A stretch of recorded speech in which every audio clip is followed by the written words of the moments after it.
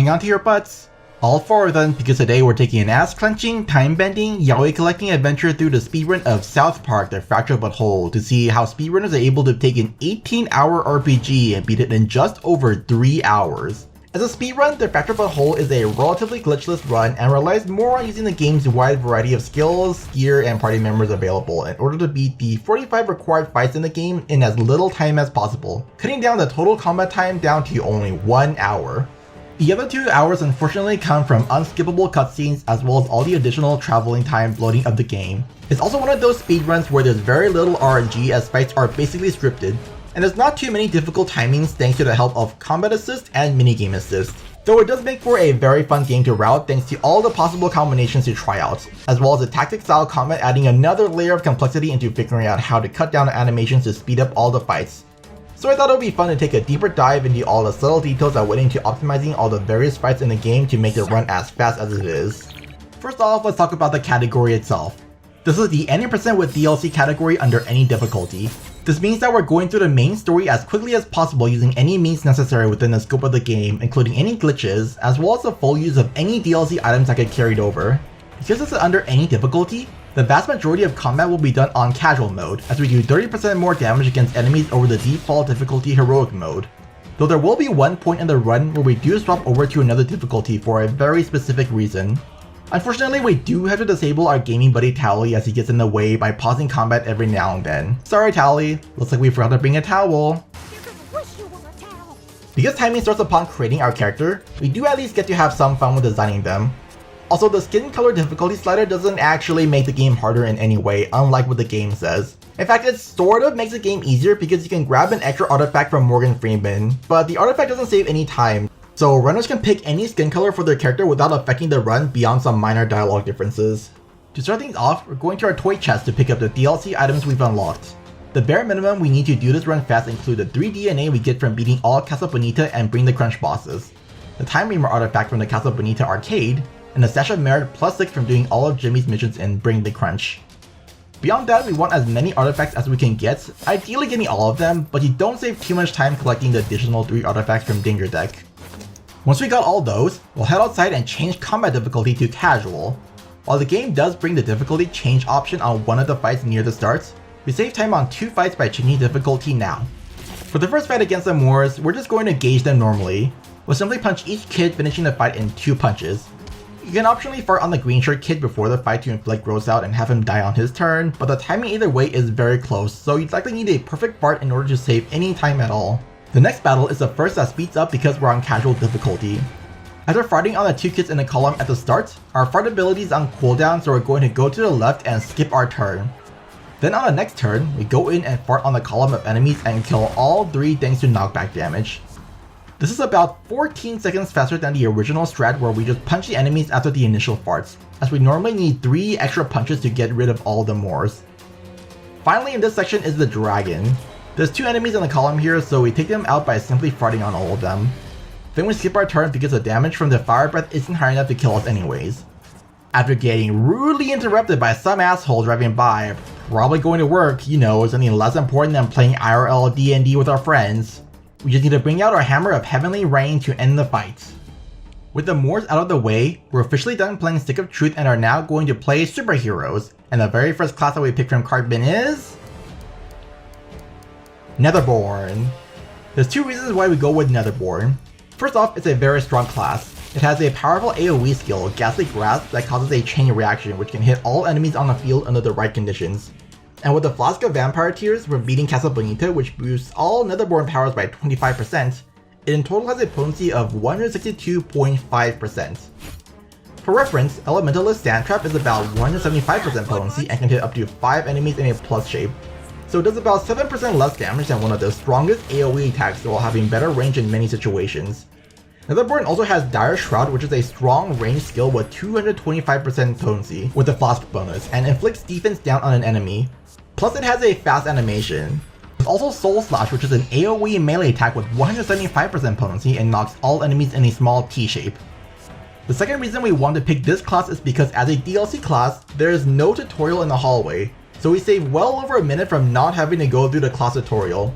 In fact, skipping tutorials saves so much time that we even take an extra detour just to get rid of a DLC class at one point in the run to skip another class tutorial because of how much time it saves. Now with our new Netherborn powers, we can finally start our first mission to take some selfies!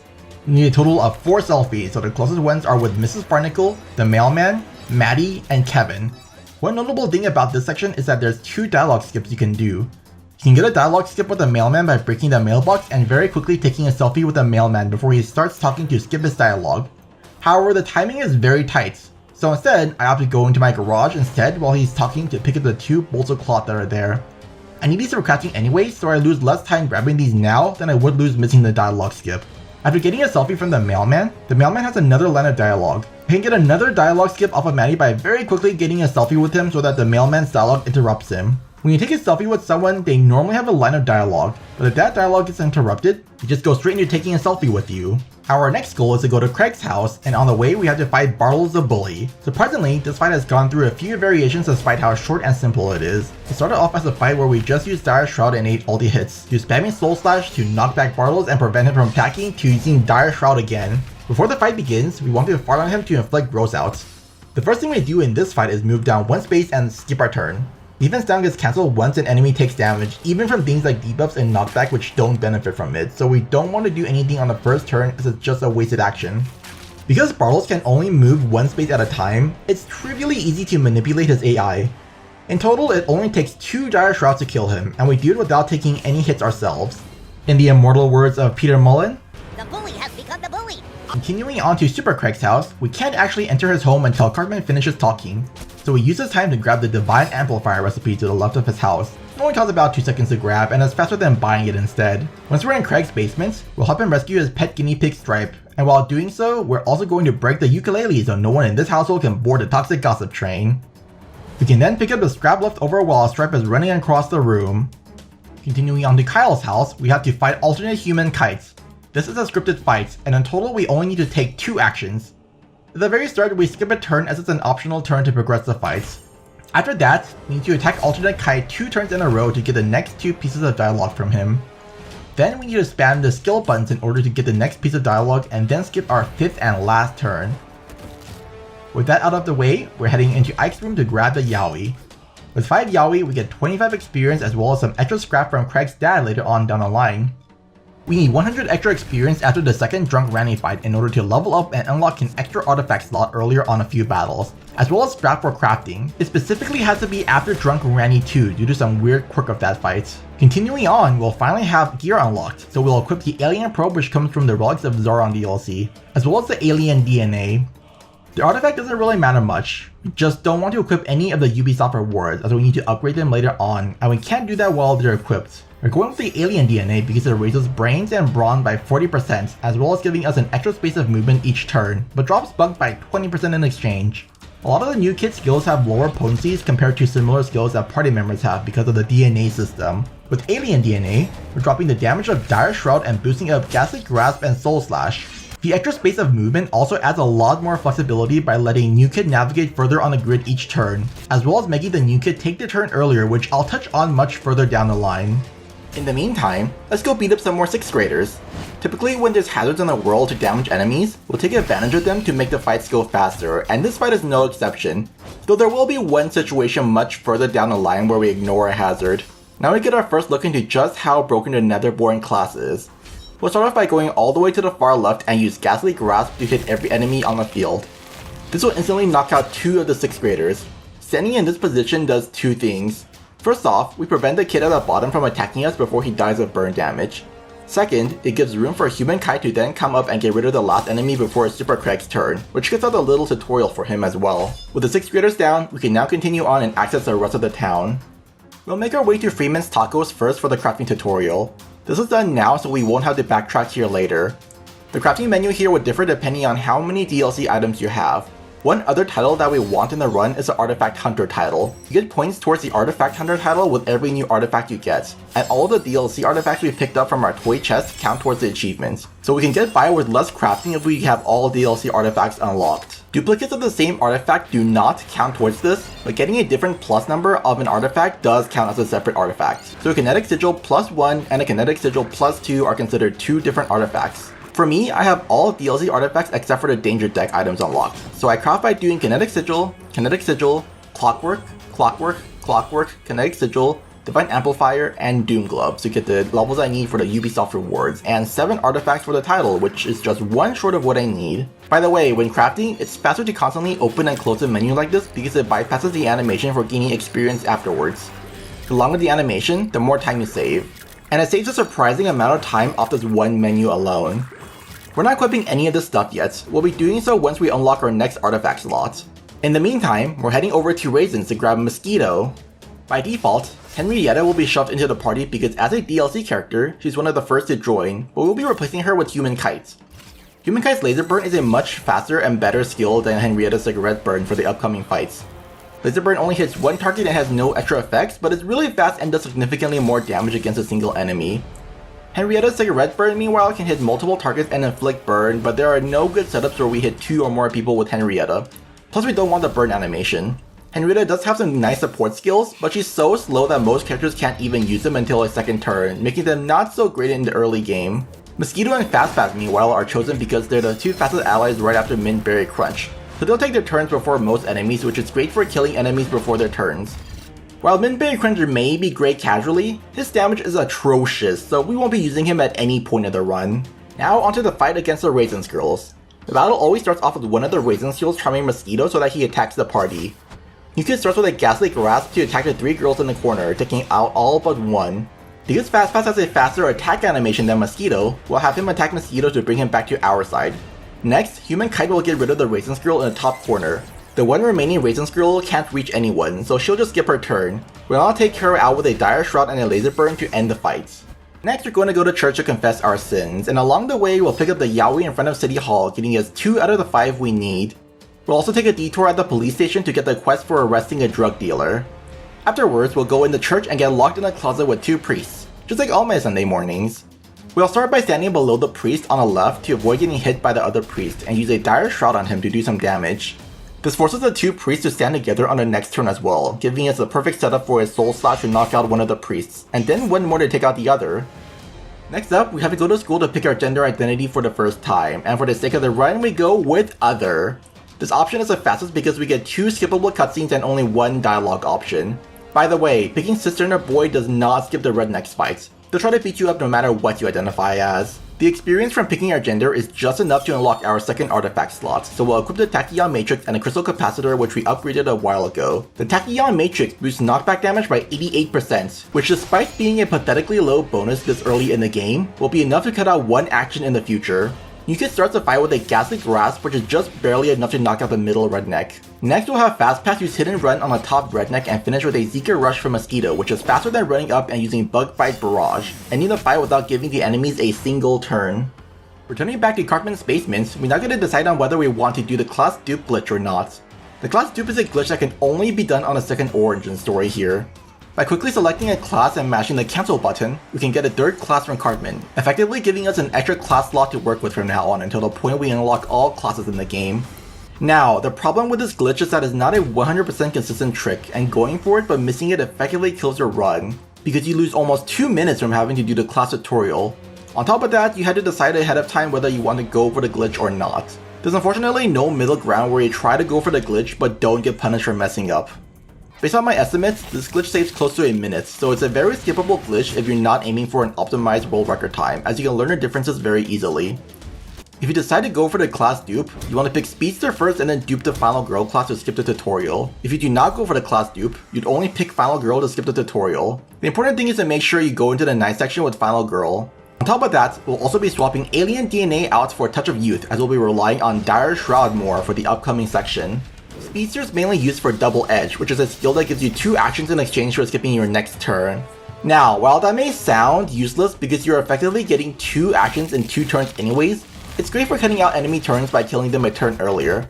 Plus, it has other benefits, such as getting an extra turn of movement, charging the ultimate gauge, and even extending buffs. The other skills aren't too useful, though we'll be seeing them here and there. Final Girl is used for a glitch later on that saves about 2 minutes. The class is really strong casually if you get the right build, but because it's a very knockback and debuff heavy class, both of which scale off hero rank, which is this game's level system, It won't be seeing any use outside of the glitch as we're beating the game at almost the lowest hero rank. We also get access to 3 new classes, though they aren't useful for the upcoming section. The upcoming Freedom Pals 1 fight is the first fight in the run that changes with class duping.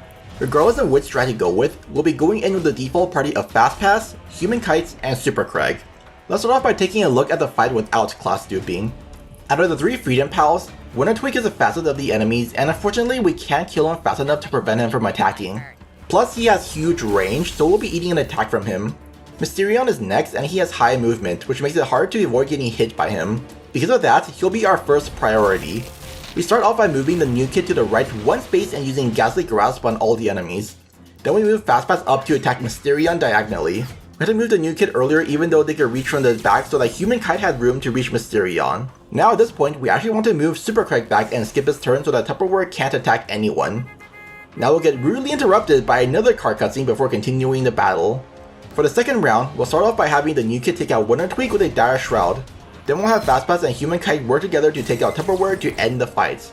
Quick, right? But we can go even faster thanks to class duping. With class duping, you want to equip the Double Edge skill over Soul Slash. New kid starts by moving over and using Double Edge followed by 2 Ghastly Grasps to deal a massive amount of damage to all enemies. Now, instead of Fast Pass attacking Mysterion, we actually have him attack Winter Tweak to kill him before his turn. We then have Human Kite move up and attack Mysterion just like before to kill him before his turn. And then finally have Super Craig punch Tupperware to end the fight without giving the enemies a single turn, and without any pesky adults interrupting us with their cars. In total, this saves about 26 seconds on the fight alone, making up a large chunk of the class dupe's time save. It's starting to get late, so let's go to bed in preparation for the night section where we'll be greeted by Captain Diabetes. Captain Diabetes is definitely one of the better characters casually, though he won't be seeing much use in the run. Moving on, we're fighting Stan's dad Randy. This fight here is a 1 fight in this section that saves time from having the Tachyon Matrix equipped. In the fight, we'll have Captain Diabetes knock Randy into his car for some knockback damage, and that small boost from the Tachyon Matrix lets us kill Randy before his second turn. For this fight, we'll have the new kid stand right above Randy and use Dire Shroud. This is to make Randy stand still and do his spinning attack. Otherwise, he'll do his charge attack, which would prevent us from knocking him into his car. Meanwhile, Captain Diabetes will just spam his Coma combo, and in just 2 rounds of attacks, Randy is just barely down for the count. Continuing on, we're going to Kyle's house to use his zipline. And while we're in his attic, we'll collect the Yaoi in there for the 3rd one. Next we go straight to the Peppermint Hippo where we'll fight against some VIPs. Again, another very short battle. We want to start out by having the new kid use Dire Shroud on the VIP on top. We want to get rid of him first because he has a slow debuff at the start of the battle, so he wastes extra time on his turn from the slow animation. While we could use Double Edge to take him out in 1 turn, it's actually faster to just let him take his turn. It takes about 5.2 seconds to use Double Edge, so in situations like this where the enemy doesn't even attack, it's usually not worth using a Double Edge. On Captain Diabetes' turn, we'll move him up 2 spaces so that the VIP at the bottom can't reach him. We'll then take out the top VIP with another Dire Shroud, and then take out the bottom VIP with a Coma combo, followed by 1 last Dire Shroud. It's now time for the classy chase sequence where we'll see another glitch we have in the run. And to do that, we need Final Girl's Hammer Bomb ability equipped. This is also one more place where we save time from the class dupe glitch. The condition for this fight is to just reach the end of the hallway where Classy is. Let's take a look at this fight without class duping. At the start, we're going to move the new kid right next to this chair and kill the bottom stripper with Dire Shroud. We're then going to have Captain Diabetes use Trigger Rush to break the chair so that the stripper in the center row targets him. We want the stripper in this exact position, and then use Hammer Bomb while standing diagonally from her here. We'll then move 1 space over to activate this cutscene with Classy running away. Hammer Bomb is a 2-part skill.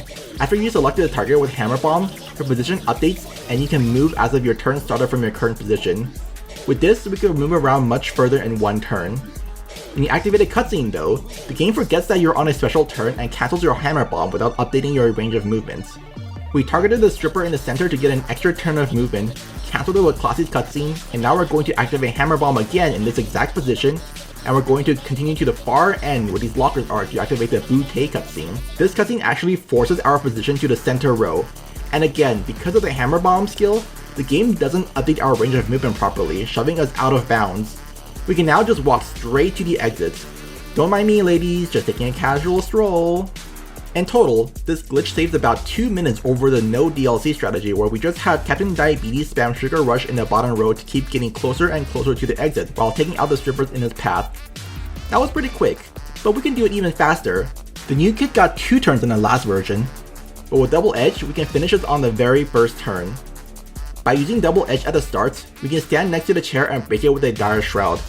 Then we can stand here and use Hammer Bomb and cancel it with the classy cutscene. Then we can move all the way to this spot again and use Hammer Bomb again for the same setup as the previous version. This cuts out the 2 introductions for the strippers as well as the 2 attacks from Captain Diabetes and the stripper in exchange for the Double Edge, saving just under 20 more seconds. Once outside, Captain Diabetes is going to dive Diabetes, which leads us to unlocking the Time Glitch skill.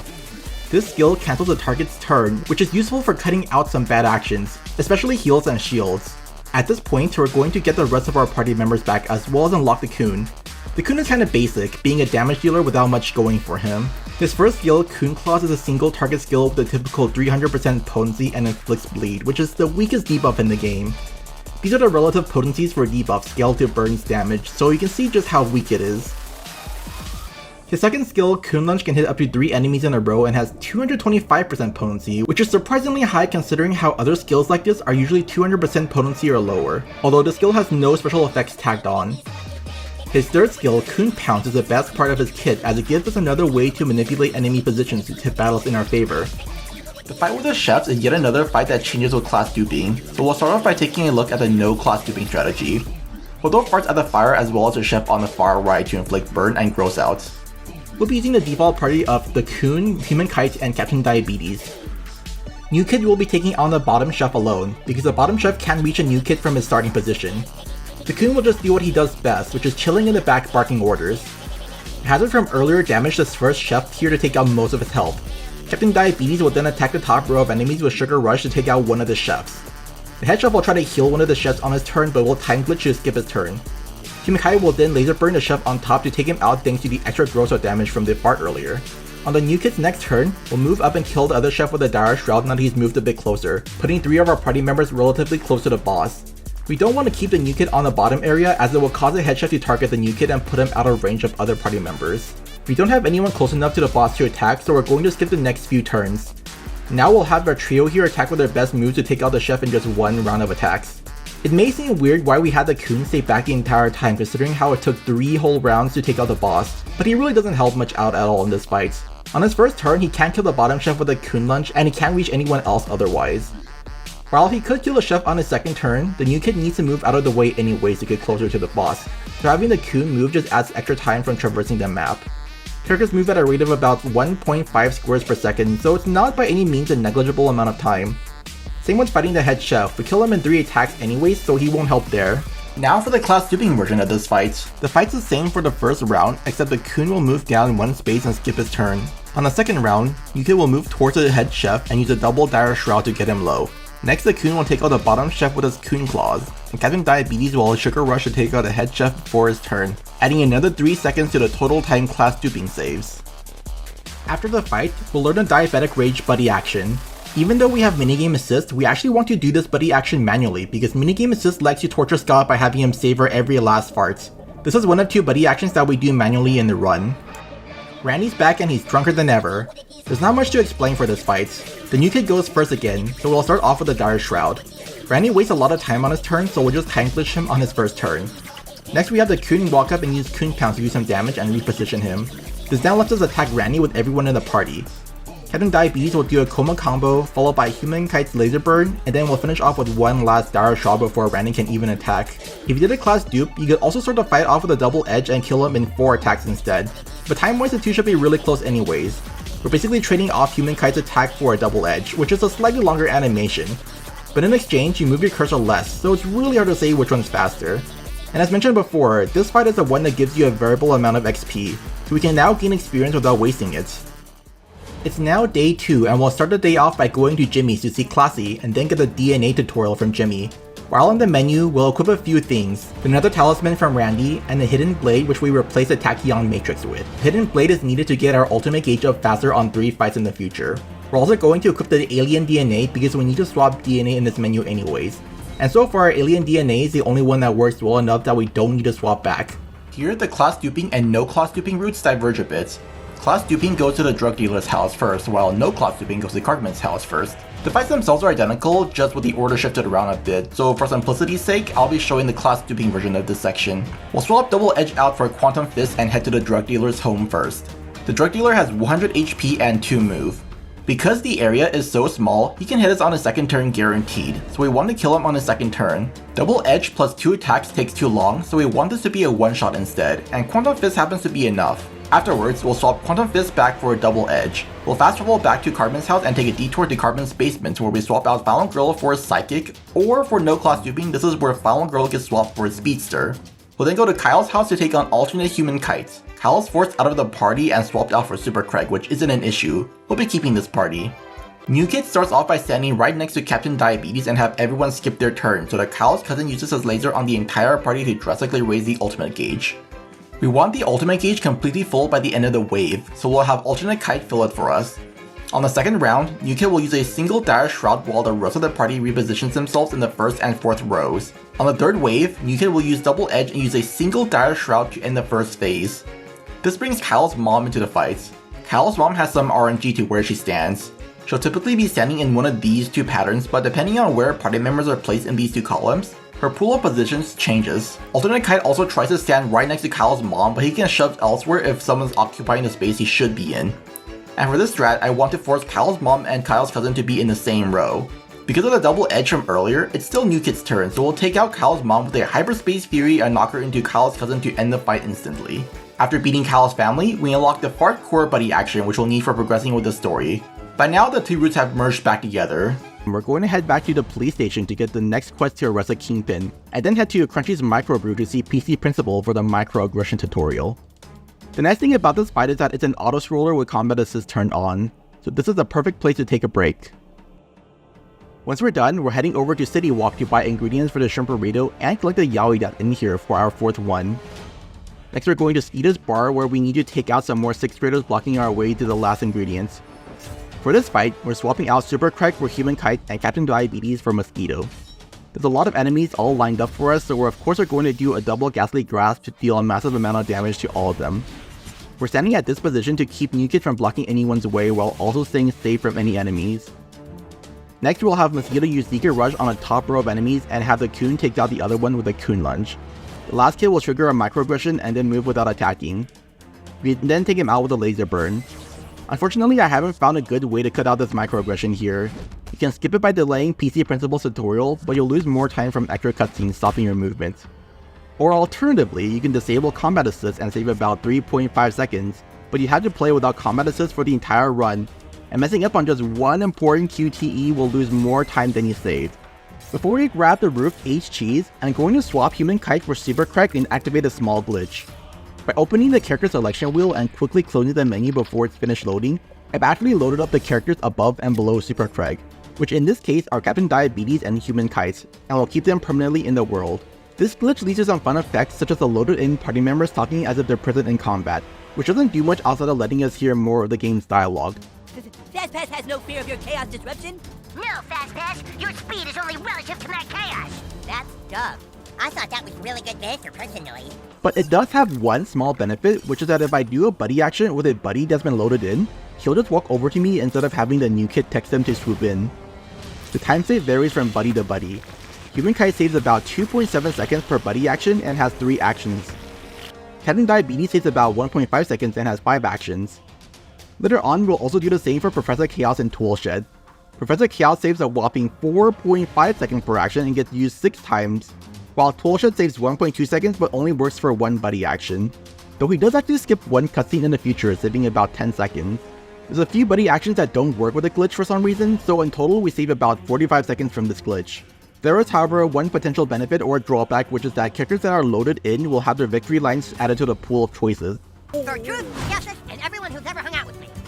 This means that at places like the Kingpin fight where we normally have no allies, we end the fight with a victory line, which loses some time. Not all fights will wait for victory lines to finish before the victory screen pops up, but some like the Freedom Pals 2 fight do, and with the party that we have, something like Mosquito's line where he says, "Give me a moment to drain all these corpses," it's about 3 seconds longer than his "Hooray, limit bars for everyone" line. There's a lot of dialogue and I haven't bothered timing all of them, so it's hard to say whether this on average adds more dialogue time or cuts down on dialogue time, though ultimately it comes down to RNG anyways.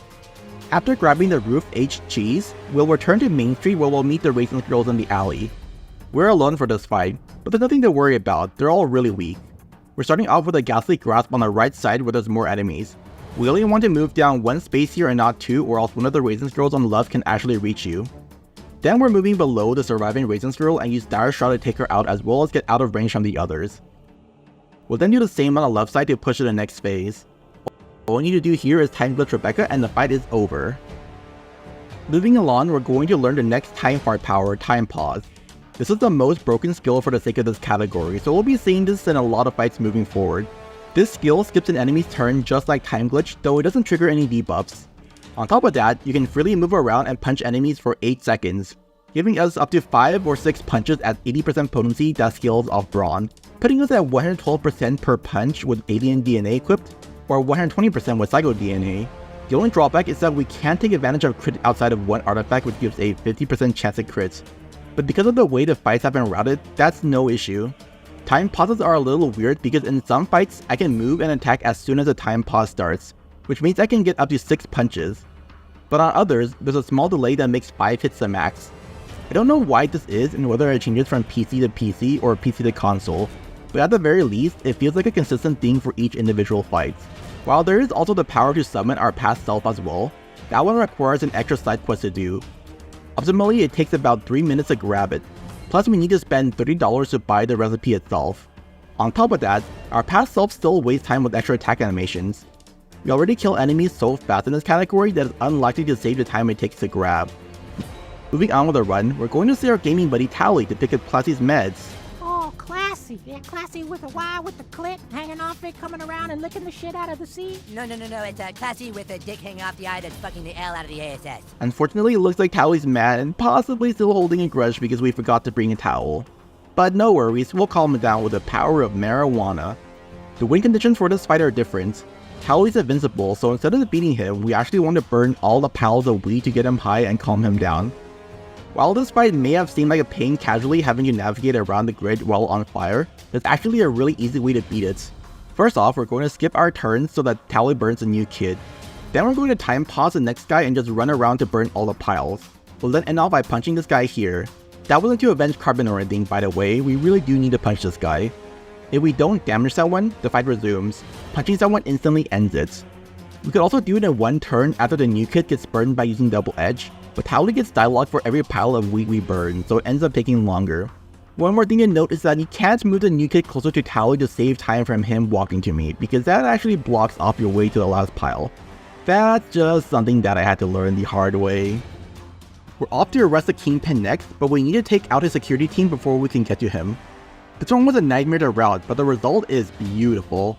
This was a very specific party setup I had to figure out to bring Super Craig into the party while getting the perfect enemy placements. The goal for the fight is to get everyone into a conga line. The security guard is blocking the way. We're going to start off by having the new kid move into this exact position and skip his turn. The dogs will then move into position for us. I specifically want 2 dogs in the middle here and 1 dog to branch off to the top section. We're then going to have Mosquito move and attack the head security guard. Next, the Coon will move the head security guard out of our conga line with a Coon Pounce. Super Craig is going to the conga line next and taunt the nearest dog from this position. Now the new kid's going to move into the conga line and use Dire Shot on the head security guard, which gets him low enough to summon the other guards. On the top dog's next turn, he'll link up the head security guard with a chain of enemies. With this setup, none of the enemies can attack anymore, and the enemies are in a position where Ghastly Grasp will hit all of them on the field. Then on the next round, we're going to double edge into 2 more Ghastly Grasp to kill all the enemies. This setup took a very long time to find because of all the quirks of the combat system, but it saves a good chunk of time over the older variation of the strats. First off, we need a Mosquito in the team because for some reason the dogs have this weird tendency to target Fast Pass. I don't know what it is about him, but that part of the AI completely messes with his fights, which is why I chose to use Mosquito in the stretch from the 6th graders until now instead of Fast Pass. Also, as a side note, another weird quirk of combat is that if you swap a party member in the pre-battle menu, the party member retains the previous person's targeting priority. So if I had Fast Pass in the party and swapped him for Mosquito in this menu, it would mess up the strats. This could potentially be useful somewhere as it's another way to manipulate the enemy's AI, but so far I haven't found a use for this trick yet, and it's only gone in the way. This exact setup at the start made it so that the top dog would go into the diagonal on its second turn, linking up the head security guard, and the other 2 dogs would get trapped in the middle row, which blocks off the 2 security guards who both have a ranged attack that causes confusion. Super Craig is here because taunting an enemy who cannot reach him causes an enemy to just not attack at all, saving some time. This is actually a trick I learned from watching Dro and Nux's no-hit run of this game. Finding a way to shove in Super Craig was easily the worst part, as he needs to be in this exact space due to only being able to move 2 spaces. At one point, I even had Fastpass use Transporter to get Super Craig into position, but the best setup I could find required an extra save and load, so it ended up being significantly worse than this threat. Also, we used to use time pause this fight to kill the head guard, but being able to link up the head guard to the chain of enemies saves time by cutting that out as well. After we skillfully hack into the security system, we're going to go upstairs where we face off against the Kingpin. The Kingpin only has 1 move, so we can just go out of range and Dire Shroud from safety, taking him out in only 2 turns. We're going to give Classy our meds and then head to school to pick our gender and sexuality. This time, the fastest option is either cis straight boy or cis straight girl. Either way, you get the same lines of dialogue. The cis gay options both give additional dialogue from Mr. Mackey, and any trans and non-binary options, or any other sexualities lead to a long questionnaire that takes too long to do. Once outside, we're once again going to fight the rednecks with the same party as before. In this fight, Alternate Kite is scripted to appear on the 4th turn and uses laser attack, which skips the person's turn and wastes a lot of time on top of it. So we're aiming to take out the rednecks by the 3rd turn. After the new kid does a double ghastly grasp, the middle redneck will survive with a tiny bit of health left. This is actually perfect because him surviving means we can time pause a turn and take him out, and the bottom redneck in 1 time pause. After that, Mosquito will take out the final redneck with a Zeker Rush. We're then heading over to the cops to get our junior detective badge before going back to the Coon Lair, where we get our next class, which is Final Girl again to skip the tutorial. We've also unlocked 2 more classes, though neither are used at all. The class we're going to replace Final Girl with will be Psychic, as it's useful for exactly 1 fight much further down the line. Or if you did a class 2 before, you get Brutalist instead, which will save about 2 more seconds on Professor Chaos. We're also going to do some shopping here to get the Cosmic class recipe and some glue. We're using this time to craft the Cosmic class, which we equip right away. By now, we should have the Enthusiastic Artifact Hunter title done, which unlocks the next major artifact slot for us. The Cosmic class are good because they raise critical damage by 12% each. By default, we have 10% critical damage, and this boosts us up to 22% for a good chunk of extra damage. We could have crafted and equipped this much earlier, but the extra stat boost doesn't save time on any fights. In fact, it actually loses time on the Redneck's 2 fight because the middle Redneck would have died, which ruins the time pause setup. We're also going to swap out Super Craig for Henrietta. This is mainly for her attack buff, but she also changes the new kid's starting position on a few fights for some reason, which ends up being very helpful in a few places. Now that we've finished with our preparations, we're going to go and fight the Freedom Pals again. Dr. Timothy is the most annoying enemy in this fight because he can summon a bunch of kindergartners into the fights. Plus, every time he gets hit, he teleports away. Thankfully though, his teleports are not random, so we can plan around it. On the first turn, the new kid will move to the far right and use Dire Shroud on Tupperware for some damage. After that, we'll skip Mosquito and the Coon's turns. I want Mosquito in his default position because Toolshed will actually target him, but he's just out of range. Next we'll have Henrietta move to the right and buff the new kid with attack up to boost his damage. We'll then time glitch Dr. Timothy to avoid him bringing in the kindergartners. Unfortunately, we can't punch him in time pause because A, Toolshed is blocking the way, and B, he'll teleport away, which messes with any setups I've tried. Mysterion will attack the new kid, which also blocks off Tupperware from attacking, so he'll instead try to target both the new kid and Henrietta, whom he can't reach. Now with this positioning, all the Freedom Pals will be linked together, so we'll double edge and do a double Ghastly Grasp. After the first Ghastly Grasp, Dr. Timothy will teleport to the corner, which, thanks to Toolshed aiming for Mosquito earlier, will keep him linked up to the chain of enemies. Now we can have Mosquito take out Dr. Timothy with a Zeker Rush while either the Coon or Henrietta can take out Tupperware. After the fight, we'll go into the boys' restroom to grab the 5th and final yaoi we need for the run, earning us $10 as well as 140 scrap from Craig's data which we put in our toy chest. While we could have gotten this earlier on the way to the drug dealer's house, the rewards we get from Craig's data actually scales off progress, so we get significantly more scrap now. Before we go to bed for the night section, we're going to collect all the stuff from our toy chest, which includes a ton of biohazard from beating all the bosses, as well as scrap from the yaoi.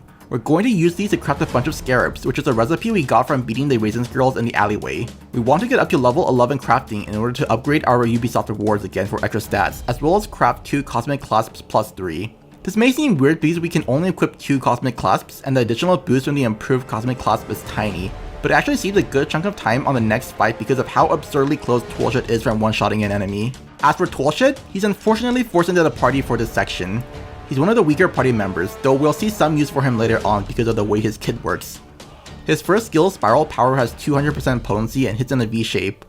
While it's nice that he can attack without blocking us, this is his strongest attack for a single target, which is a bit unfortunate. We do end up using this a few times in the entire run when we do finally see enemies in diagonals, but it's not that useful. His Drill Cylinder attacks 3 enemies on both sides and inflicts knockback. It's extremely weak, but the ability to knock back an entire row will be helpful for one fight. His Revitatron 9000 is just an AoE heal, so it's useless in the run. Its ultimate Full Bore has 700% potency, which makes it tied for highest potency out of all allies at least. The animation is really long, though it gets the job done in the one time where we use it. Behind the ruins of Sotosopa, we're going to fight some bums who've been living here. We're going to blow up the barrels to do some damage before engaging. On the first turn, Yuka's going to walk to the far left and Dire Shroud the bum from below to get rid of him. After that, Tulcha's going to use Spiral Power on the 2 bums who are lined up for him. The bottom guy has 130 HP and Tulcha does 131 damage, so you can see how absurdly close the damage is. When the last bum takes his turn, we're going to time pause him and punch him 5 times to end the fight. Going into the use stored, we're going to get our party members back and swap out Human Kite for Henrietta. In total, there's 2 waves, so it gives us the opportunity to fill up our ultimate gauge, which is also why we wanted to equip the Hidden Blade earlier. On the first turn, Yuka will go up and take out the minions in the corner with a double Ghastly Grasp. Next we'll have the Kun use Kun Lunge to hit both minions and end off the wave with a Drill Slinger. Now on to round 2. For this phase, we'll start by having Henrietta cast Satanic Seal on herself to give herself attack up. On the first minion's turn, we'll time pause him and punch the bottom left minion 4 times. The goal for this fight is to balance the round of damage to take out everyone with Henrietta's ultimates. The Kun will move 1 to the right and skip his turn to avoid getting hit here. When the new kid gets his turn, we're going to move him 1 space to the right to avoid getting hit and then double edge and use a Dire Shroud on the minion to his right, then the other to his left. Tulcha's going to skip his turn and then Henrietta will use Black Mass to take out all the minions. While the Kun could also use its ultimate Primetime Kun, it does significantly less damage and requires an extra attack from Tulcha to defeat one straggling enemy, so bringing in Henrietta ends up being better than simply keeping Human Kite in the party. Next up is a general disarray fight. Don't blink or you might miss it. New Kid starts off by moving closer then double edging for some additional movement. He'll then cast a Dire Shroud on General Disarray and skip his turn right next to him. We'll then time pause the first kid that moves and defeat General Disarray with a full 6-punch time pause to end the fight. Funny enough, the cutscenes will still continue even though Disarray is down, but it'll end as soon as the final cutscene is over. If you're not confident in doing a 6-punch, you can also do a double Dire Shroud from this position instead and do a 4-punch time pause, losing only 5 seconds. After the fight, we get this dramatic scene of the Kun refusing to leave Super Craig to die.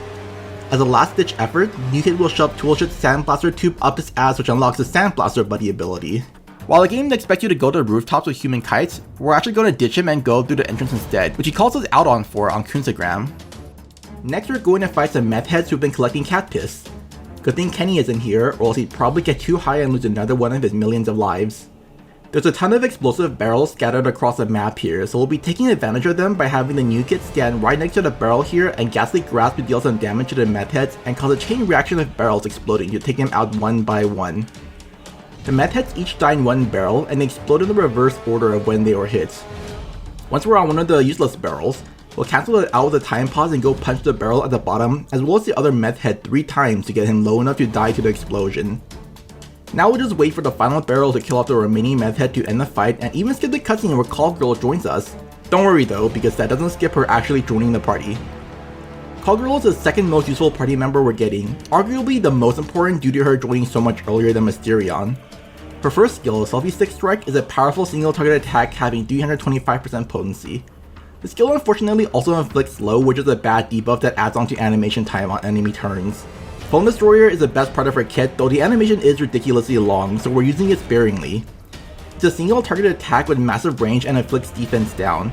This lets her attack from almost anywhere on the map despite only having 2 move, and she can drastically boost the damage of 1 attack.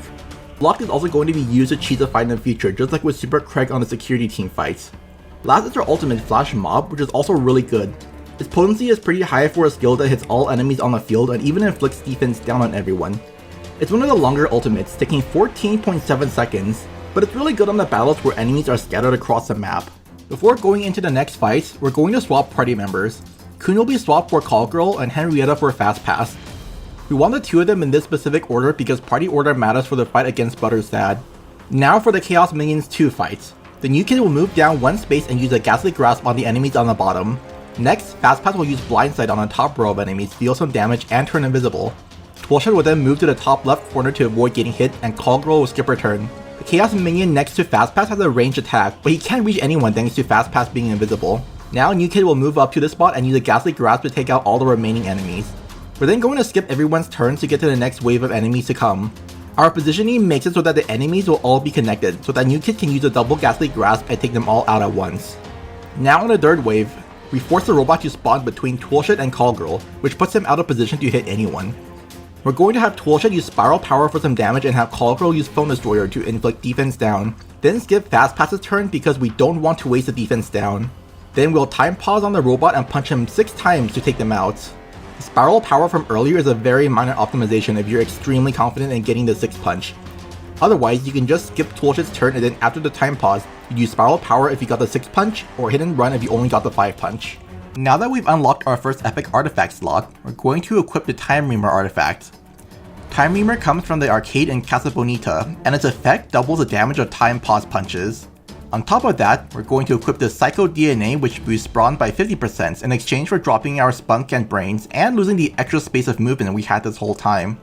Now with all these together, our time pause punches get boosted all the way up to 240% potency, and all of this adds up to 1200 potency for 5 punches, or 1440 for 6 punches. On top of that, defense down was boosted up to 1800% or 2160%, so you can see how absurd the numbers get with this. Because Psycho DNA has 2 moves, this will actually affect our turn order later on. The New Kid's turn order is weird in this game. Every character has something called an initiative value, which determines their turn order. For party members, this never changes. For the New Kid, this changes based on their move stats. By default, the New Kid's turn is faster than Toolshed, but slower than the Coon. This is actually a weird value that you usually only see when first loading the game. With 2 move, the New Kid is slower than Wonder Tweak, but faster than Captain Diabetes. With 3+ move, the New Kid becomes the fastest party member. This includes gaining move from artifacts like the Fanatic Visage, or DNA like the Touch of Youth or Alien DNA. So the final hierarchy ends up being New Kid with 3 move, Mintipator Crunch, Fast Pass, Mosquito, the Coon, Default New Kid, Toolshed, Wonder Tweak, New Kid with 2 move, Captain Diabetes, Callgirl, Human Kite, Henrietta, Mysterion, Professor Chaos, Super Craig, and Tupperware. Now, with 2 move and 3+ move both covered, you're probably wondering what default New Kid means. The New Kid's initiative is actually bugged and doesn't update right away. You need to go into combat once and exit out to update it. You can exit out of battle either by winning or reloading a checkpoint, but you must get into combat first. So in the case of the Professor Chaos fights, even though we have Psycho DNA equipped, New Kid is still the fastest party member. If you reload the checkpoint and go back in, New Kid would go after Toolshed, which thankfully has no negative effects on this fight. Whenever you load up a save though, it will start off with this weird turn order which you'd rarely see otherwise. This makes it a bit annoying for practice because you'll usually need to reload a checkpoint before you actually practice a fight. Plus it makes changing turn order clunkier for the run, because we have to change DNA a fight in advance.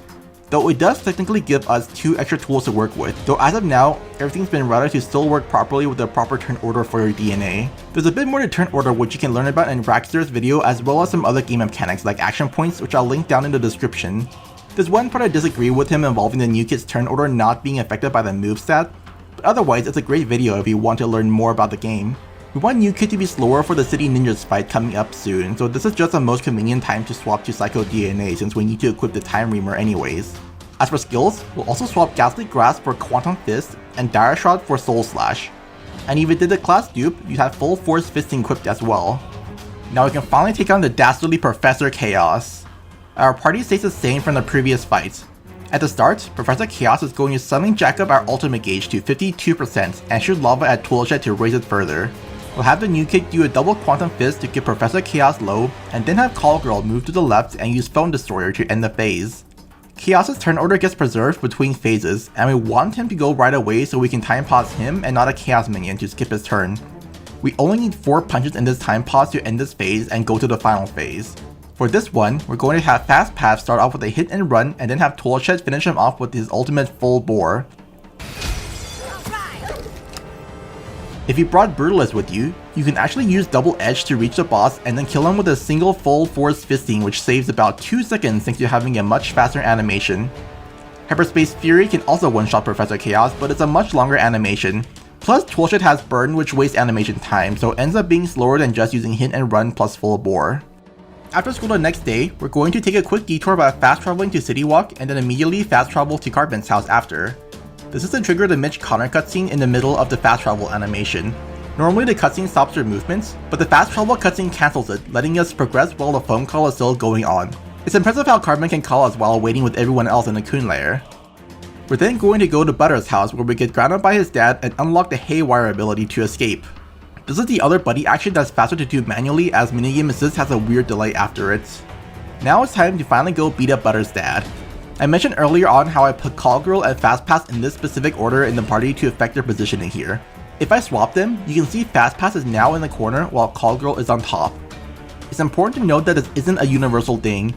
The same applies for at least a few stages of Danger Deck, though I don't know if all stages work like this. There's other algorithms used for determining party positioning which I'll touch on more, but just know that changing your party order doesn't affect all fights. At the start, everyone except the new kid gets grounded and our ultimate gets replaced with a skill to unground one ally. We only need to unground Call Girl because of how fast this fight goes. Once she's ungrounded, she'll use Phone Destroyer to inflict defense down on Butter's dad. I want a Call Girl in the corner so that Butter's dad targets the new kid instead of Butters. We can then move up one space to use Quantum Fist. Call Girl will use Phone Destroyer one more time and now we get to see a full time pause in action. With a full 6-punch time pause, we can instantly take out the rest of Butter's dad's health. The timing for a 6-punch is tight though, so we can finish him with another Quantum Fist after if you only get 5 hits in. Quite the satisfying end for all the abuse Butters has to deal with. Who's grounded now, bitch? Now that Professor Chaos has been ungrounded, he's officially joined our party. Unfortunately for him though, he is down there as one of the worst party members and it's only used because it costs time to swap him out. The only move we'll be seeing from him is his Chaos Blast. It's the only damaging move outside of his ultimate. And thankfully it's a ranged attack which makes up for his lack of movement. I think we've kept Mitch Connor waiting long enough, so let's head to Soto Sopa and see what he has in store for us. Oh no, it's an ambush! Who could have seen this coming? We'll be keeping the same party for the Shitty Ninjas fight as party positioning happens to work out really well, and everyone has their uses. For the first turn, Fast Pass will move left one space and skip his turn.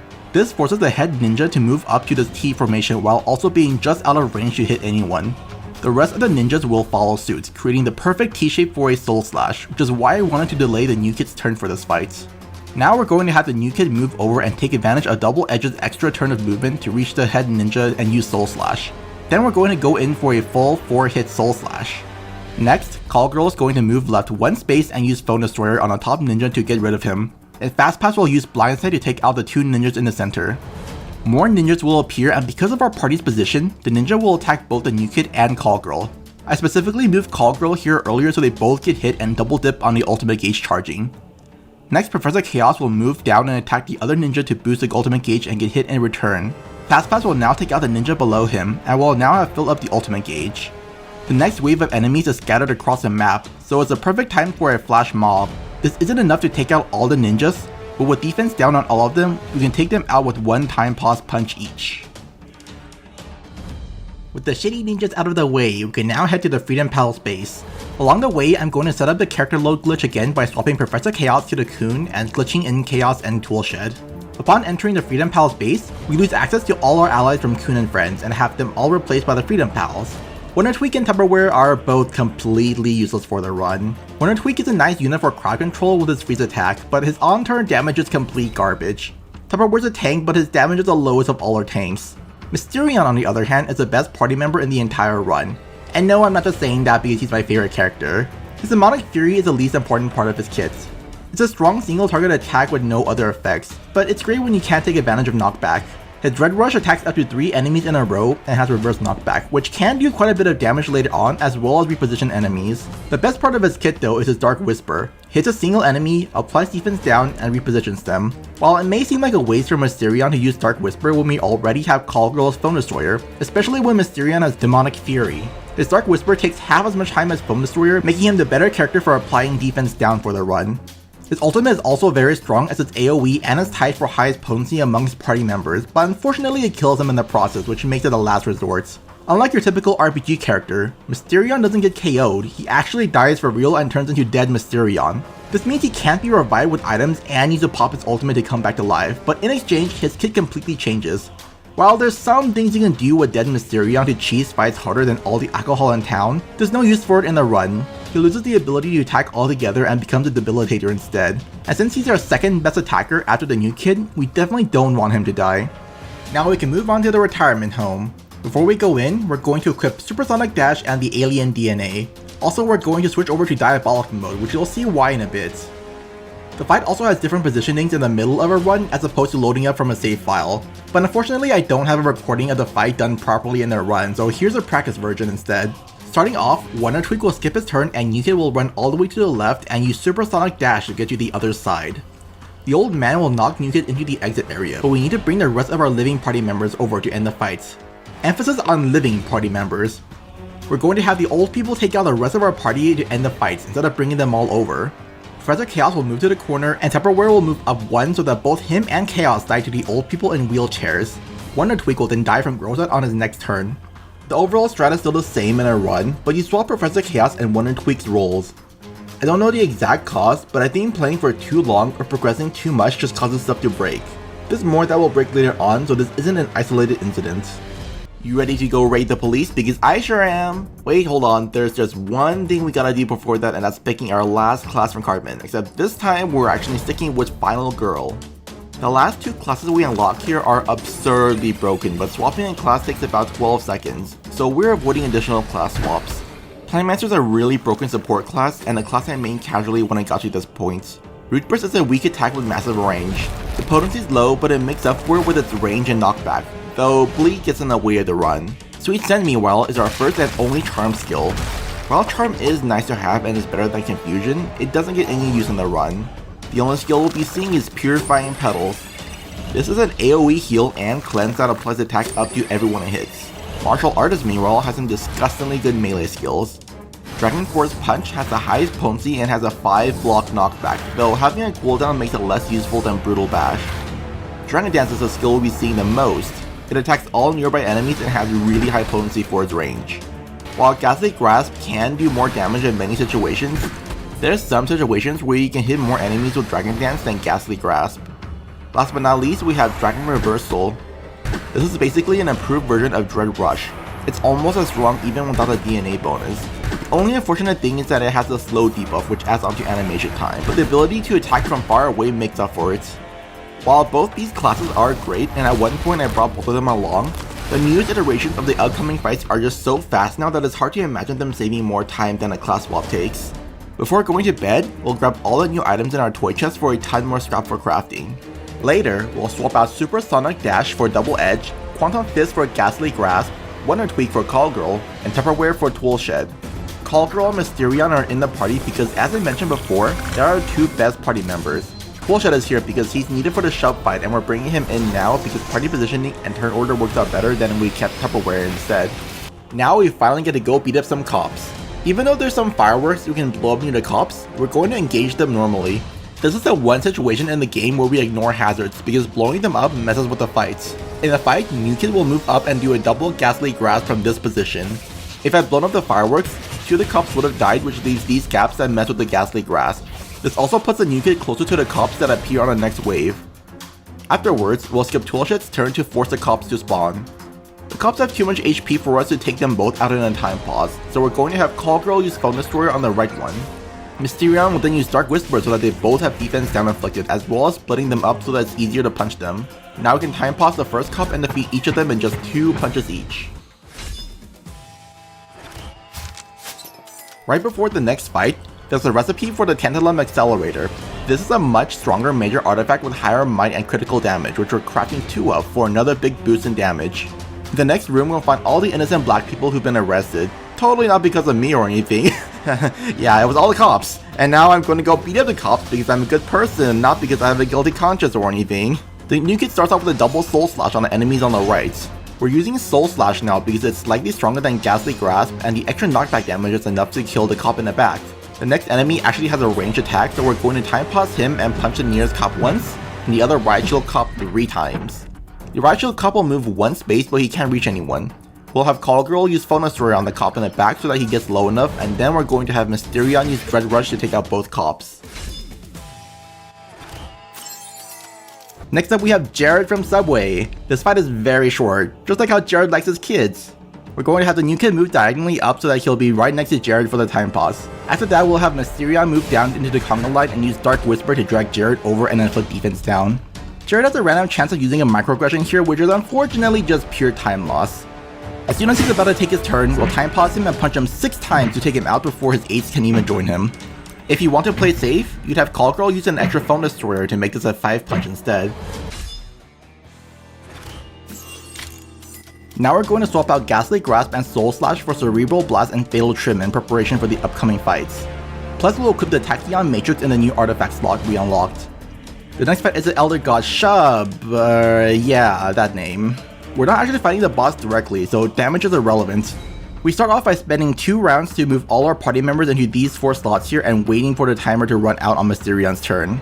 Unfortunately, there's no known way to make this faster, so we're just gonna chill here before the boss attacks. On the next phase, because we blocked off the top and bottom rows, these 2 enemies can move out of the middle rows. We'll have New Kid use Double Edge and a Fatal Trim on each of the rows of enemies in order to do a 2-space knockback on all the enemies, and then have Toolshed use Drill Slinger on the top row of enemies to knock them all into the danger zone, where the boss will proceed to eat them all and die. We used to have Root Burst here instead because that one has massive range and knocks back all enemies 1 space, but because it also attacks the eggs on a field, it wastes additional time from them exploding afterwards. So we save a good chunk of time on not having to swap in Plantmancer and also not destroying the eggs. Now it's time to go fight our friends. And Cartman. This is actually a strat I came up with from routing the no DLC category of this game. We want to go first in this fight because 3 enemies outspeed us with Psycho DNA equipped, and all of them are close enough to attack us. This initial starting position is also perfect because 3 enemies happen to be in range of Cerebral Blast, so we're going to take them out at the start with a double Cerebral Blast.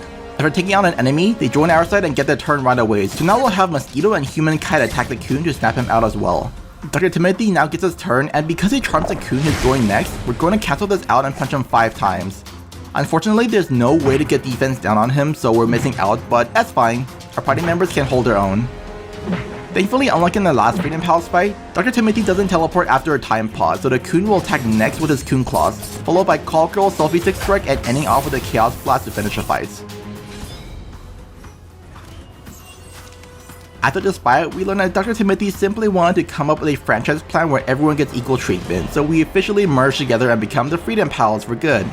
The next day, we found our house trashed and covered in blood without our parents anywhere in sight. Also, there's an emergency at the Freedom Pals, so we'll head there and find out that someone, totally Cartman, trashed Dr. Timothy's plans, so now we're out to go get him.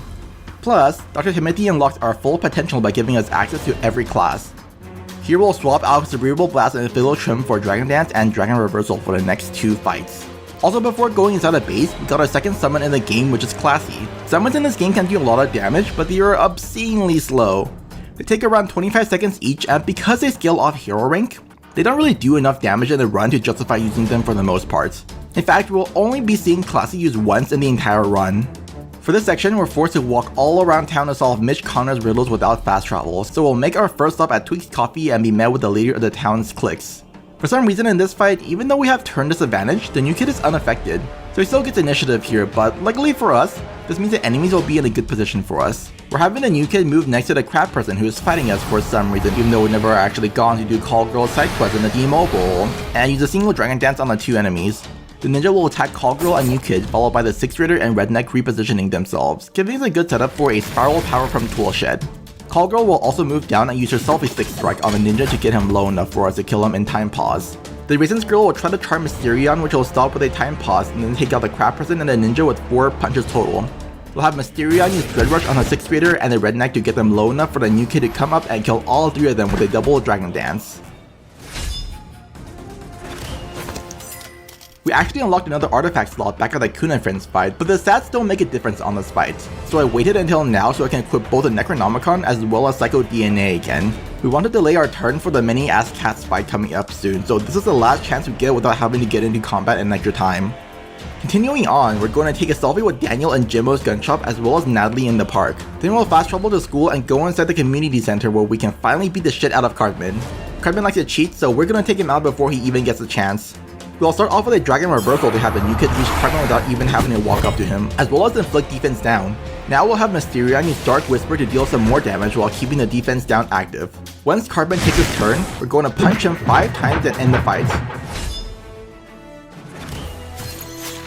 While there's other ways to do this fight, this is the best setup I found that doesn't use Double Edge. The slow animation sucks, but it's still faster than the next best thing, which is a Double Edge into a single Brutal Bash. Now we get to have fun torturing Carbon with our farts. It's unknown currently whether there's an optimal set of items to pick, so we just go with the defaults. The dialogue does change slightly, but it's unknown if it affects timing. He'll finally cave in and tell us to go to Mephisto's lab, which is where we'll learn how to change between night and day by farting into a fan, which causes the refrigerants in a coolant to do some stuff, and just ask Morgan Freeman, he knows his stuff better than me. Now it's time to go beat up some mutant 4-ass cats. Normally when you do this fight, a bunch of cats will appear over the course of the fight as you continue to take out more cats, but you can just finish it in one wave by killing everything in the same turn. The first cat in this fight will take its turn and attack Call Girl. The next cat will just move, but we actually wanted to stay still, so we'll time pause it and use this time to punch the 2 vats of acid, as well as punch the cat in the top left twice. With this, we can now go in with the new kit and use one Dragon Dance on the 2 cats in the middle columns, and then another on the 2 cats at the furthest column, ending it on just the first wave. In one of the upcoming rooms, we normally get this cutscene with Mephisto and Super Craig, but having Toolshed glitched into the world cuts out this cutscene altogether, saving about 10 seconds. The cats were the least of our worries because they have something much worse here. Genetically modified 6th graders. Those gluten-free, non-GMO vegan 6th graders were bad enough, but now we've got genetically modified ones with 4 whole asses. That's 2 more asses than I have. For the upcoming fight, we're swapping out Dragon Reversal for Soul Slash because of the machines at the end of the stage. For some reason, you can't actually get turn advantage or disadvantage in this fight, so no matter what, you just get a normal turn order. This is also another fight that changes because of playing too long, so it looks slightly different in practice, but in the run, a bunch of the enemies for some reason just refuse to attack anyone. After the pigs all move into positions, we'll have Toolshed use Spiral Power to get rid of a pig and deal damage to one of the gorillas. Next, it's a new kid's turn, and he'll use 2 Soul Slashes on the 6th grader to the left. The knockback from Soul Slash will damage the machines behind them, causing all 3 of them to get shocked. By now, debuffs are pretty decent, but not enough to waste a turn solely on a debuffing move. But enough that the extra debuffs from a hazard like the machines are worth it. Once the blue shirted 6th grader takes his turn, we're going to time pause and punch the top gorilla twice and the bottom one 3 times. This is enough for the top gorilla to die from shock damage and puts the other 2 low enough to die from a classic summon, so we'll have Call Girl move to the left and do just that. Classic Summon seems to be bugged because it shows that she should hit all enemies in 3 lanes, but she's limited to 4 targets for some reason, which leaves 1 pig alive next to this remaining gorilla. We also move Call Girl to the left because for some reason standing below the pig on the right causes Classic to hit it instead, which inflicts Gross Out on Call Girl, adding on extra animation time. We'll now have Mysterion come up and use Dread Rush to attack the gorilla and take out the pig, which causes a chain reaction where the pig explodes and kills the 6th grader for us. This is the one fight in the run that for some reason I just can't wrap my mind around. I came up with a set of actions through brute force and I still haven't found a faster way of doing this, but I'm convinced there has to be a better way of doing it. The fact that fight changes in a run really doesn't make it easy to test strats though. Now that we've collected more gear from defeating so many enemies, it's finally time to equip some of it. We're going to replace the Crystal Capacitor and the Hidden Blade with the Hand of Deception and the Sphincter Plex that we got. Also, we're going to swap Toolshed out for Fast Pass and Call Girl for Captain Diabetes. Fast Pass was originally routed in because he cuts out 1 action on the Woodland Critters fight in the future, but he also helps out on the 2 upcoming fights. Captain Diabetes is here because he fulfills the requirements for the strat I came up with. I want someone with one of those charge skills that shoves enemies back in this slot here, but Call Girl messes with it because of the way party positions work. Allies in most fights are plopped down with a hierarchy based heavily on HP, so Call Girl outranks too many characters, and Captain Diabetes happens to be next to her in the character menu, so I swap her out for him instead. The next fight has 3 waves of enemies, and there's also a timer telling us how long there is before the grates open up to attack everyone on the red spaces. But no worries, we'll finish this fight before we ever see it. Because we have turn advantage, the new kid will get his turn first. We'll have him get extra movement with Double Edge and do a single Dragon Dance on the 2 top enemies. Then we'll do another Dragon Dance on the bottom 2 to split up the damage. We then have Fast Pass move down and take out the enemy on the bottom with Blindside, while Captain Diabetes takes out the top one with Sugar Rush. When the next wave arrives, Mysterion will use Dark Whisper to drag the bottom enemy over, and Fast Pass will kill him with a hitting run. New Kid will time pause the next enemy and take out both of them at the top. Normally the final wave would have this enemy placement, but to cut down on actions, I want to shove this badger on the top down so that all 4 enemies are within range of Dragon Dance. While I could technically shove this cat at the bottom up, I would need 3 whole characters blocking off the bottom to do so because of the way the game works. The game has a priority for where to place characters if a space is occupied. You can see it here with Morgan Freeman summoning his past self. He first tries to spawn his past self to the right of him. If that space is used up, he goes down next, then left, then up, and then finally up right, and I would assume he goes in a clockwork pattern after. That's why I wanted Captain Diabetes to use Sugar Rush so that the final wave looks like this instead, so that all I need is to do a double dragon dance to finish the fight.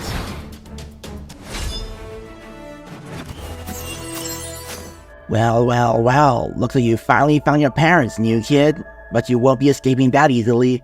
Now you must decide. To move on, you must either kill your mom or your dad. So what's it going to be? Choose fast because your friends are waiting. Well, shit, we're going to have to kill one of New Kid's parents. And unfortunately for Mom, she's going to have to deal with her broken arm for a little longer because we're killing Dad. We had to talk to him last before we can make a decision, plus he's closer to the DNA machine, so sorry Dad, I'll be moving ahead then. For the upcoming boss, we're equipping Brutal Bash and Purifying Petals as well as swapping Captain Diabetes back out for Call Girl. This next fight is fun because we get to out-cheat the cheater.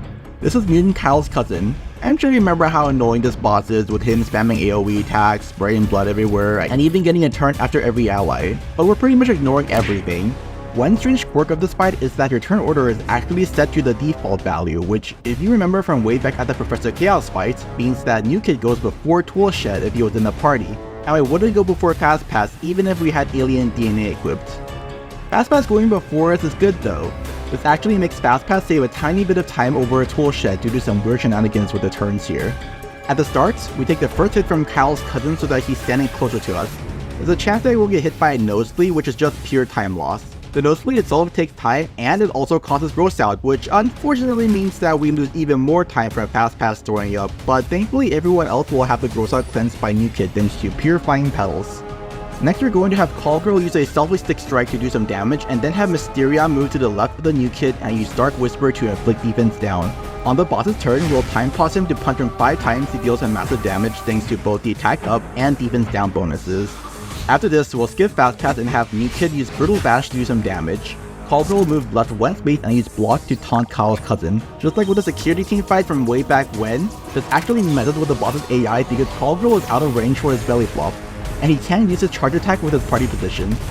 Mysterion will then use another Dark Whisper to inflict defense down again. Even though his demonic theory is strong, he actually contributes more to overall damage by using Dark Whisper to boost up the New Kid's Brutal Bash than he would spamming Demonic Theory. Plus, Dark Whisper is just such a fast skill. Next, the New Kid uses Double Edge so that he can get 2 Brutal Bashes in a row. Even though this may seem like a waste because we're not even cutting out a round of attacks here, just trust me, this will make sense later. Now that Kyle's cousin has taken 2 actual turns, he's going to go into his cheating phase. But because he's still enraged, he can't do anything. Haha, loser. We'll skip Call Girl's turn, as strangely enough, the Enrage Abuse gives us a chance to skip the cutscene with Kyle's cousin saying he has a smudge on his glasses, saving more time here. Mysterion's going to use another Dark Whisper to get defense down on the boss, and then we'll use our newfound powers to change it to daytime. While Kyle's cousin is rubbing sunscreen on himself, he'll get a new debuff, Mutant Kite Defense Down, which raises damage by plus 200%, so we're taking advantage of it for some massive damage. Even though there's a timer at the bottom, this phase gets cancelled after a certain amount of damage, so we can't just spam attacks left and right to knock out his entire HP pool. Thanks to the double edge from earlier, New Kid takes his turn after Mysterion and also maintains his attack above, which cuts out a Purifying Petals cast. Mysterion's going to get 1 more Dark Whisper, which fills the ultimate gauge and maintains the defense down. Then we'll go in with a fully powered full force fisting to need to rest up his health. In the past, we used to use Final Girl's Final Vengeance, but we need to get the boss to somewhere around 33% HP in order to use it, which is lower than what full force fisting can do in this setup. Plus the animation is really long, so this ends up being way faster. The cheese tactic of enraging the boss saves a good 40 seconds or so and cuts out a massive amount of RNG, as Kyle's cousin has a chance of getting a nosebleed with every attack, which causes all 4 kids to just waste time throwing up. In case you're wondering about how the fight looked before the Enrage Abuse, it was the exact same thing, except the party would just eat all the hits. The damage is so low that even with 3 nosebleeds, there was no risk of anyone dying, so it really didn't change the strategy at all.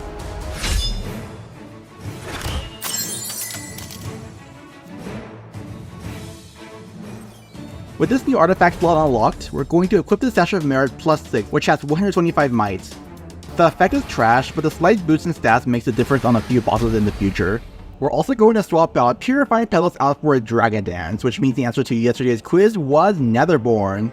The many asked 6 this fight was the last time Netherborn was used, so congratulations to everyone who got it correct. Here's a cookie.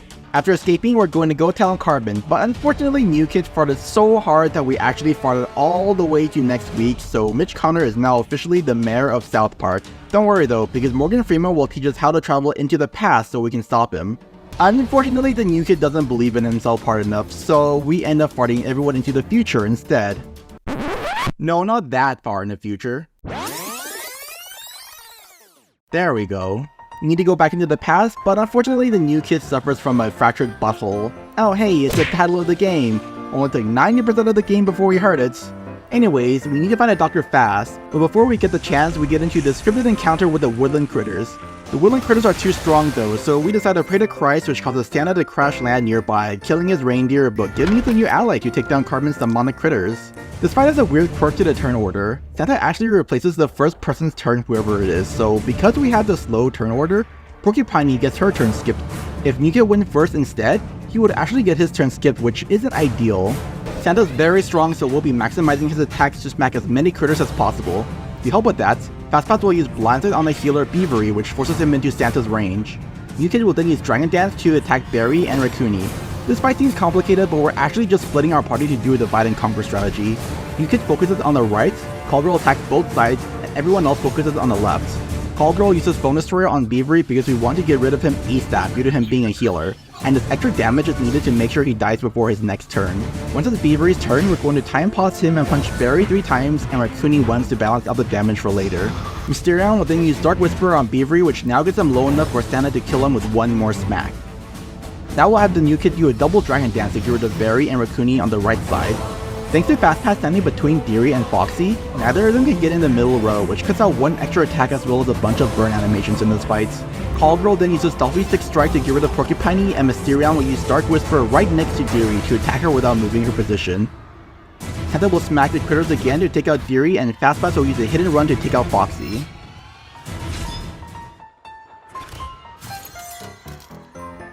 After the battle, we're swapping the Necronomicon out for the Festive Verse, which is only a 10 might boost, but because the damage on the next fight is so absurdly tight, this makes all the difference on 2 bosses.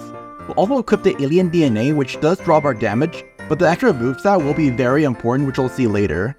We'll then go to the only clinic in town, which is the abortion clinic, and here we'll get a splint for the New Kid's fractured butthole so we can try and go back in time one more time, which is us back to the beginning of the game.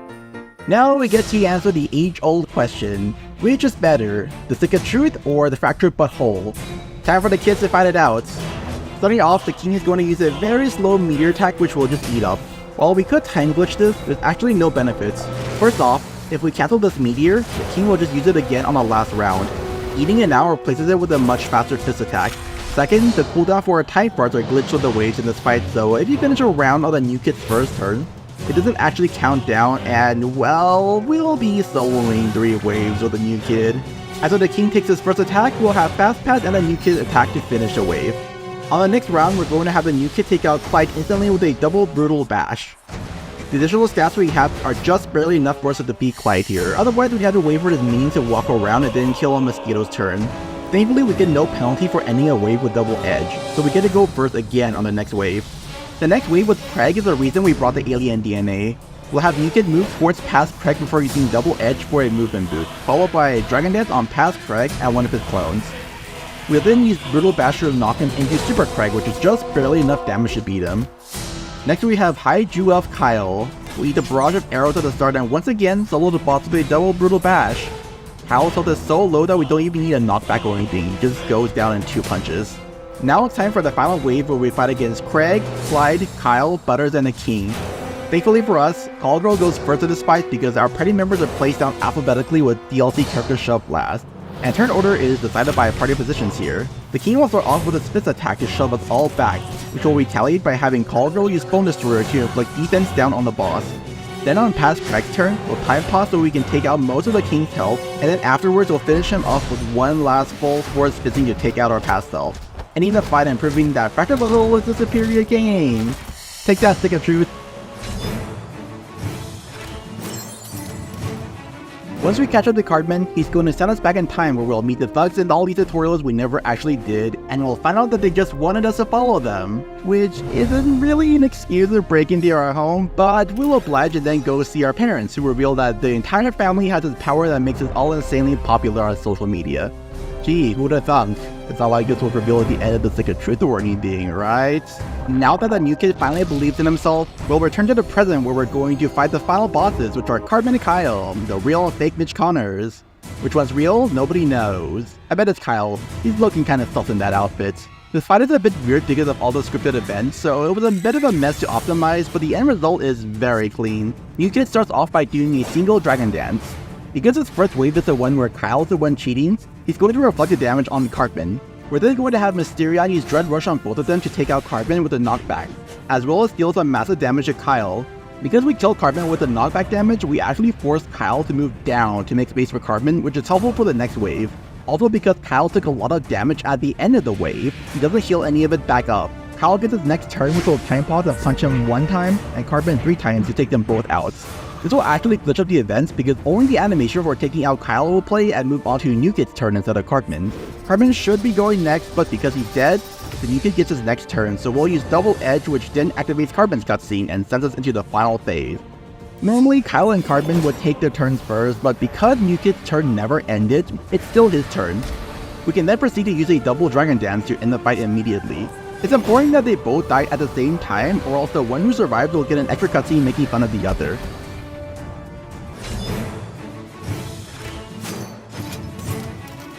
We're almost at the end now. We just need to show everyone the selfie so that everyone knows Cartman has been using them this whole time. Once the green checkmark appears, that officially marks the end of the run. South Park is saved and everyone has gone off to get clean drugs and alcohol from another town. Also, we found out that our parents are both saved in this new timeline we created, so all's well that ends well. Well, except for the fact that our dad's fucking our mom again. That's something that will never change, unfortunately.